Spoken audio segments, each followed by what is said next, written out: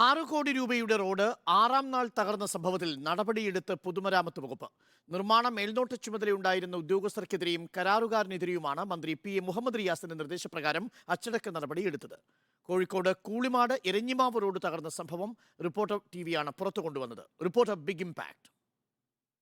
6 കോടി രൂപയുടെ റോഡ് തകർന്ന സംഭവം റിപ്പോർട്ടർ ടിവി പുറത്തുവിട്ടതിന് പിന്നാലെ വകുപ്പ് മന്ത്രി പി.എ. മുഹമ്മദ് റിയാസ് അന്വേഷണത്തിന് ഉത്തരവിട്ടിരുന്നു. PWD വിജിലൻസ് വിഭാഗത്തോട് അടിയന്തരമായി അന്വേഷിച്ച് റിപ്പോർട്ട് നൽകാൻ വേണ്ടി ആവശ്യപ്പെട്ടിട്ടുണ്ട്.